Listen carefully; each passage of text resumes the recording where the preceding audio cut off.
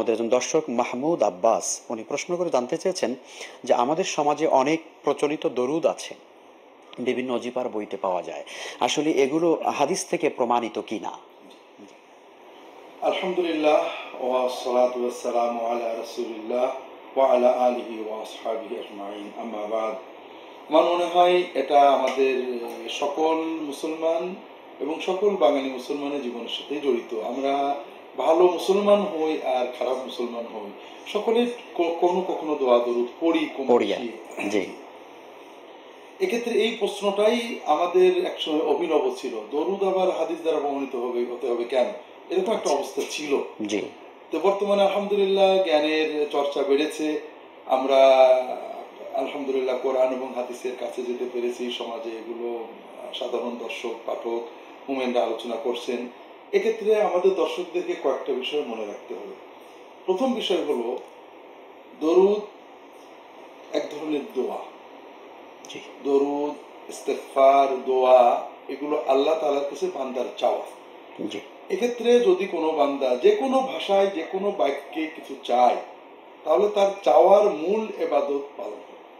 যেমন একজন আল্লাহ আমার নবীকে, তোমার নবীকে মুহাম্মদ সাল্লাল্লাহু আলাইহি ওয়াসাল্লামকে তুমি দরুদ ও সালাম প্রদান করো, এটা বাংলায় বলেছে, নিজের ভাষায় বলেছে। এর দ্বারা রাসূলুল্লাহ সাল্লাল্লাহু আলাইহি ওয়াসাল্লামের উপর দরুদ পড়ার যে মূল সওয়াব, এটা সে পাবে ইনশাআল্লাহ। কারণ এটা এক ধরনের দোয়া, আর দোয়া যে কোনো ভাষায় আল্লাহর জন্য কোনো ভাষা নির্ধারিত নয়। আল্লাহর ইবাদত বান্দা তার সাধ্যের ভিতরে আন্তরিকতার সাথে করবেন, যথাসম্ভব সুন্নতে দেখতে পাবেন।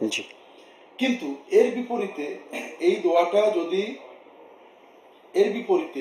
দোয়াটা যদি সুন্নত শব্দে হয়, আল্লাহ আমাকে মাফ করে দাও, এটা ইস্তেগফার।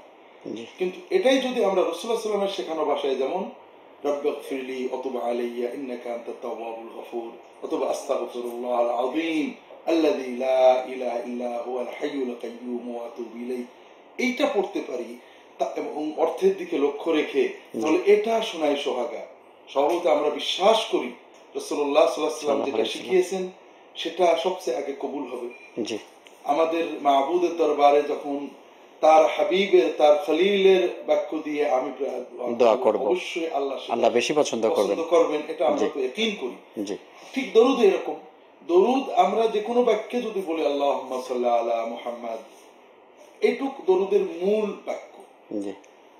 কাজে আমরা আশা করি যে কোনো দরুদে যদি এই কথাটুকু থাকে, এতে মূল বাক্যটা হয়ে গেল। কিন্তু রাসূলুল্লাহ সাল্লাল্লাহু আলাইহি ওয়াসাল্লামের শেখানো বাক্য হলে এটা নিঃসন্দেহে পূর্ণাঙ্গতা পাবে, সওয়াবপূর্ণ হবে। এখন রাসূলুল্লাহ সাল্লাল্লাহু আলাইহি ওয়াসাল্লামের শেখানো বাক্যের বাইরের বাক্যগুলোর বিধানটা কি? আমাদের সমাজে অগণিত দরুদ প্রচলিত আছে, যেগুলোর ব্যাপারে মিথ্যা ফজিলত বলা আছে।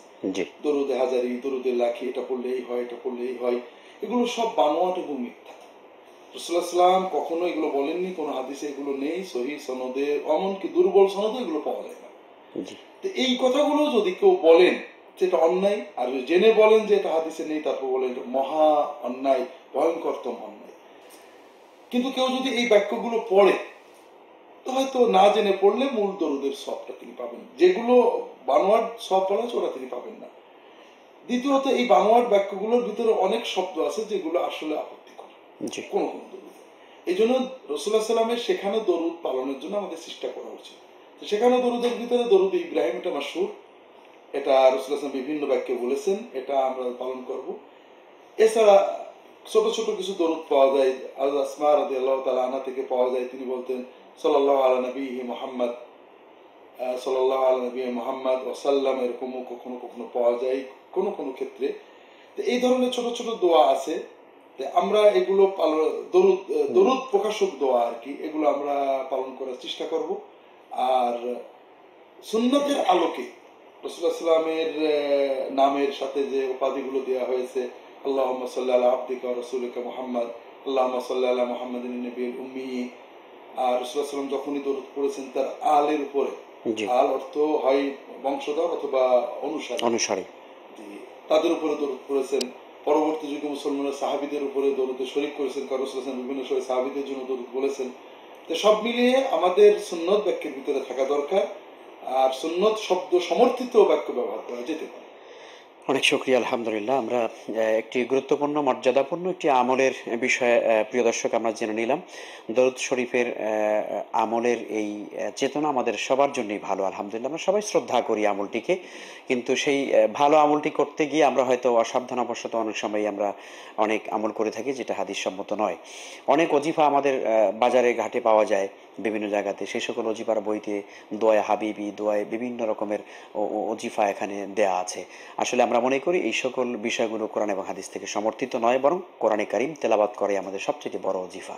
আল্লাহ তাআলা আমল করার তৌফিক দিন। আমার সোনা ও রূপা খুব পছন্দ, আমি যদি পরিমাণ মতো বা একটু বেশি সোনা রূপার গহনা বানাই তাহলে কি আমার গুনাহ হবে না? কোনো গুনাহ হবে না। মেয়েদেরকে আল্লাহ রাব্বুল আলামিন সে সুযোগ দিয়েছেন, ইসলাম সে সুযোগ দেওয়া হয়েছে যে মেয়েরা তারা স্বর্ণ রূপা তাদের প্রয়োজন মতো গহনা তৈরি করতে পারবে। এরকম কোনো লিমিটেশন দিয়ে দেওয়া হয় না যে এর বেশি মেয়েরা এটি বানাতে পারবে না। অতএব আপনার প্রয়োজন হচ্ছে আপনি সেটি কিন্তু করতে পারবেন। রাস্তায় কুড়িয়ে পাওয়া স্বর্ণের আংটির মালিক খোঁজ করে না পাওয়া গেলে সে আংটি কি করতে হবে? ভাই রাকিবুল ইসলাম, রাস্তায় স্বর্ণের আংটি পেয়েছেন, মালিক বহুত খোঁজ করেছেন, পাননি। যদি এরকম হয় তাহলে সেক্ষেত্রে শরীয়তে এটার জন্য আপনার যে পরিমাণ খোঁজাখুঁজি করতে হবে সেটা আপনাকে আগে শেষ করতে হবে। আপনি কোনো রকম দায়সারাভাবে খোঁজ করলেই তো হবে না। বিভিন্নভাবে খোঁজ করতে করতে সম্ভাব্য সকল উপায় করেছেন, দীর্ঘদিন করেছেন, কোনোভাবে পাওয়ার সম্ভাবনা নেই। এরকম যদি হয়ে যায় তাহলে সেটা আপনি কোনো গরিব দুঃখীকে দান করে দিতে পারবেন, ওই ব্যক্তির তরফ থেকে যিনি মালিক তার তরফ থেকে, সওয়াবের নিয়তে। এক দরিদ্র ব্যক্তি হজের নিয়তে অনেক বছর আগে কিছু গাছ লাগিয়েছেন। অনেক বছরের পরিচর্যার পরে তিনি সেই গাছ বিক্রি করে হজ করতে যেতে পেরেছেন। আপনার মন্তব্য জানতে চাই। আলহামদুলিল্লাহ ভাই আব্দুর রহিম, খুবই আনন্দের সংবাদ এবং খুবই চমৎকার একটি বিষয় যেটি আমাদের অনেকের জন্যই শিক্ষা বহন করে, যার কারণে এই ধরনের ঘটনা আমাদের প্রত্যেকটা মানুষকে প্রেরণা যোগায়। আমাদের এখান থেকে অনুপ্রাণিত হওয়া উচিত। ভালো কাজের জন্য সদিচ্ছা এবং আন্তরিক প্রচেষ্টা থাকলে আল্লাহ তাআলা তাকে সাফল্যের চূড়ান্ত শিখরে পৌঁছার তৌফিক দান করেন। আল্লাহর ওয়াদাও রয়েছে, আল্লাহ বলেছেন ওয়াল্লাযিনা জাহাদু ফিনা লানাহদিয়ানহুম সুবুলানা, যারা আমার পথে আসার জন্য চেষ্টা করে আল্লাহ বলেছেন আমি অবশ্যই তাদেরকে আমার দিকে আসার বহুমুখী পথ দেখিয়ে দিব। মেয়েরা কি লোহার, তামার ও সিটি গোল্ডের গহনা পড়তে পারে? মেয়েরা স্বর্ণ এবং রূপার বা আপনার অন্যান্য যে সমস্ত পাথর ইত্যাদি আছে সে সমস্ত কিছুর গহনা ইত্যাদি তারা পড়তে পারেন। এছাড়া তামা কিংবা লোহা এটা পরা জায়েজ নয়। সিটি গোল্ডে পড়তে পারেন। তামা লোহার ব্যাপারে নবী করিম সাল্লাল্লাহু আলাইহি ওয়াসাল্লাম হাদিসে পরিষ্কার নিষেধাজ্ঞা রয়েছে। জাহান্নামীদেরকে লোহা পরানো হবে, এটা মানুষের শরীরের কোনো অলংকার হতে পারে না। নবী সাল্লাল্লাহু আলাইহি ওয়াসাল্লাম সেজন্য এটাকে নিষেধ করেছেন, জাহান্নামের সাথে সাদৃশ্য যেন না হয়।